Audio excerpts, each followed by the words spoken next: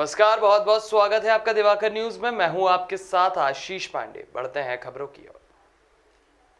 विदिशा को गुलाबगंज और गूलरखेड़ी क्षेत्र में रहवासियों को पेयजल उपलब्ध कराने के लिए विधायक निधि से 12.5 लाख और पंचायत से 3 लाख की राशि आवंटित कराने के बाद भी पेयजल उपलब्ध कराने के लिए पाइपलाइन का कार्य अधूरा पड़ा था। इस विषय को लेकर विधायक ने 15 दिन पहले कलेक्टर को भी अवगत कराया और 15 दिन की समय सीमा दी। वह समय सीमा भी निकलने के बाद विधायक शशांक भार्गव कांग्रेस सहित अन्य कांग्रेसी कार्यकर्ता भूख हड़ताल पर बैठ गए। बाद में जनपद पंचायत सीईओ भगवान सिंह राजपूत तहसीलदार ने उन्हें जूस पिलाकर उनका अनशन खत्म कराया। इस पूरे मामले को लेकर जनपद पंचायत सीईओ भगवान सिंह राजपूत ने बताया कि पेमेंट का कुछ दिक्कत आ रही थी, जिसे दूर कर लिया गया है। निर्माण एजेंसी पंचायत द्वारा 5,000 की राशि कल दी गई थी।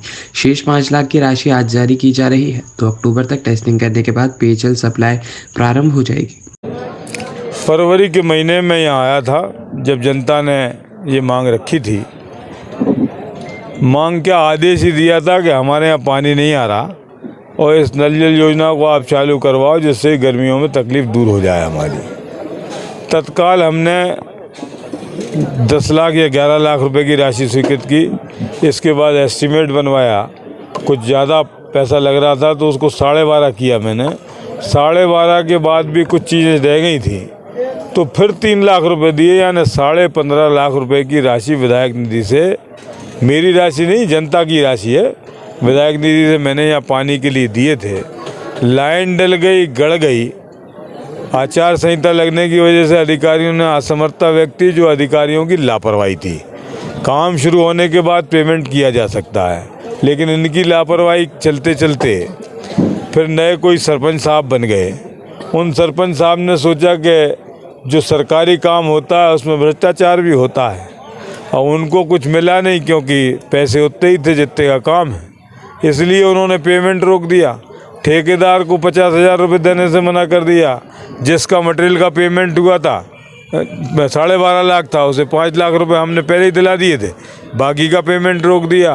अब जो बात सामने आई कि साहब, जब तक सरपंच साहब का कंठ गीला नहीं होगा, जिस तरह से हमारे माननीय मुख्यमंत्री जी करते हैं, भ्रष्टाचार में लिप्त हैं, वो भी अभी 2000 करोड़ का घोटाला किया उन्होंने गरीब बच्चों का राशन का।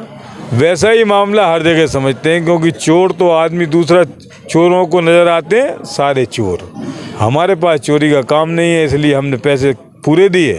काम इसलिए नहीं हुआ कि उन्हें कमीशन नहीं मिला। हमने 1 तारीख को कलेक्टर साहब को 15 दिन का अल्टीमेटम दिया कि 15 दिन में अगर आपने चालू नहीं कराया, भुगतान नहीं किया, तो हमें भूख हड़ताल बैठना पड़ेगा। आज 15 दिन के बाद फिर एक बार आश्वासन दे दिया। आज 24 तारीख है, मजबूरन हमें भूख हड़ताल करना पड़ी। हमारा यही रहे कि गुलाबगंज की जनता का कंठतर हो जाए जल्दी, और गर्मियों में इन्हें पानी की समस्या का सामना ना करना पड़े। आज हमें आश्वासन दिया है फिर से।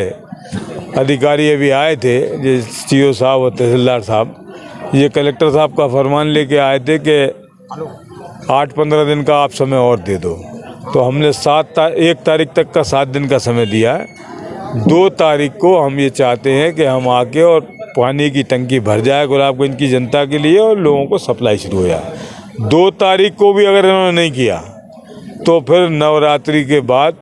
देखिए, इसमें बहुत बड़ा इशू नहीं था, कुछ पेमेंट का इशू था।